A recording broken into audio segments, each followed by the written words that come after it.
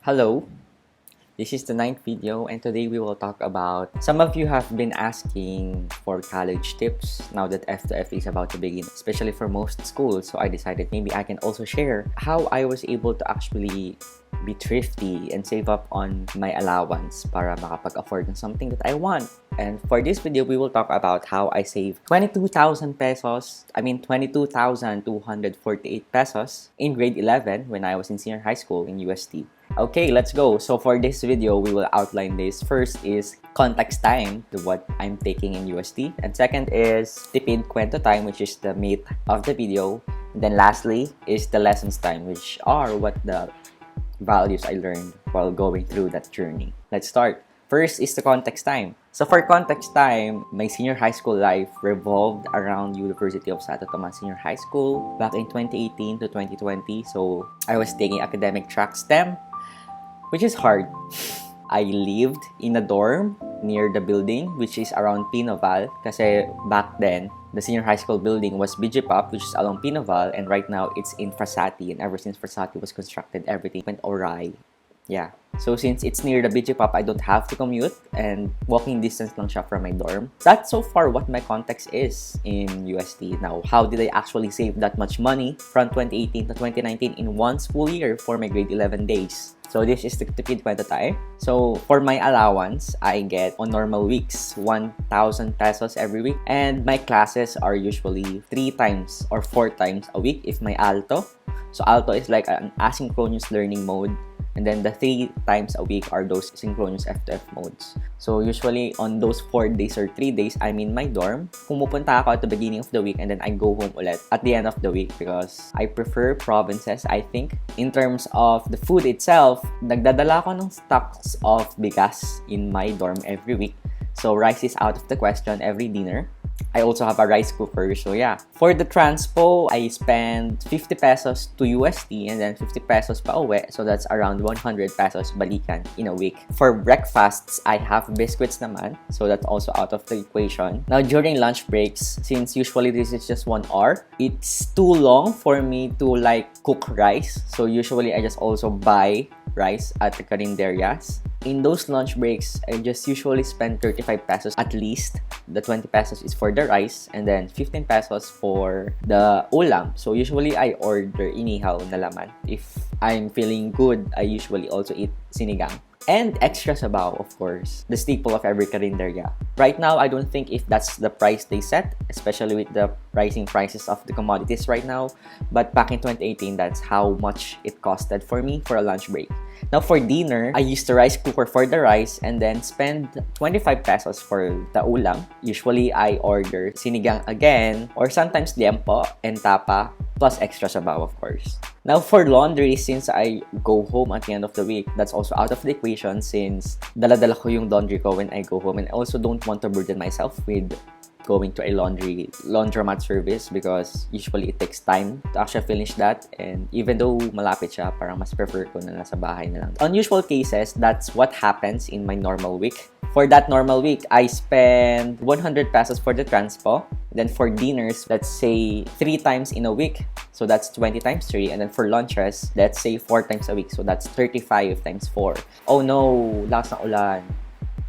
Anyway, so that's like 100 plus 35 times 4 plus 20 times 3, all equal to 300 out of the 1,000 pesos I have.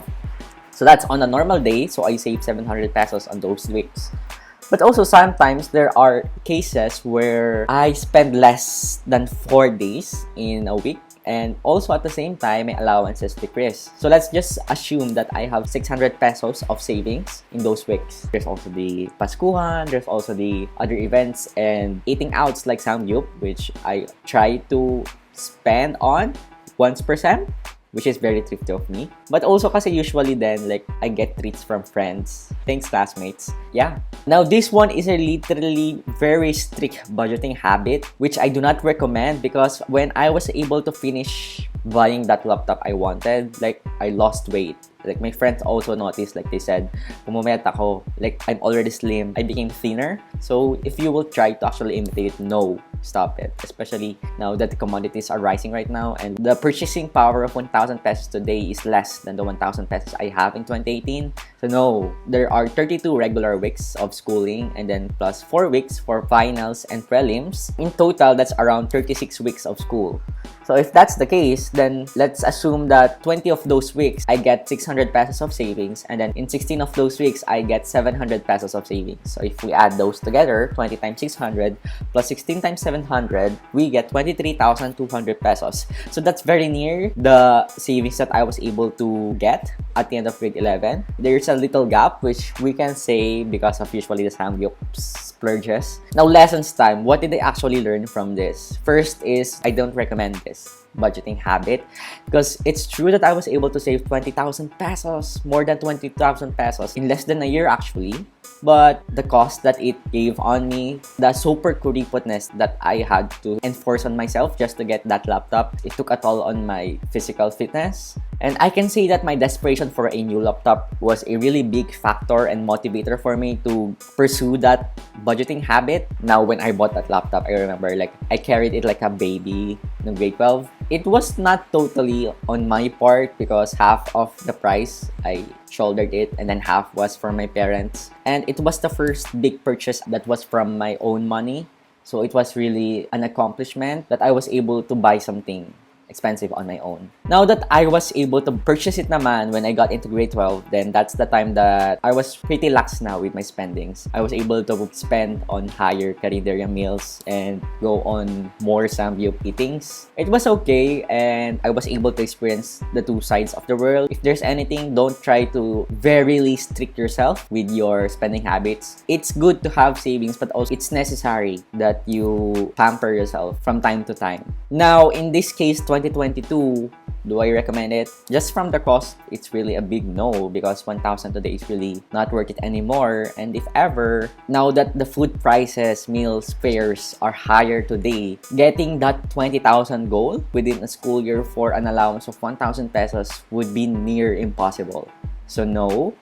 But also at the same time, I hope this helps you have an overview of how you can save as well as a college student or senior high school student in a university. I hope this helps you become more motivated to start on your personal finance and realize the essence of money. 3 years after, fast forward today, I definitely learned a lot along the way, especially in the pandemic, and I hope I get to share my experiences with you. The tipid tips that I covered were mostly not reducing expenses but altogether removing those expenses. So in terms of laundry, as much as possible inuuwi ko.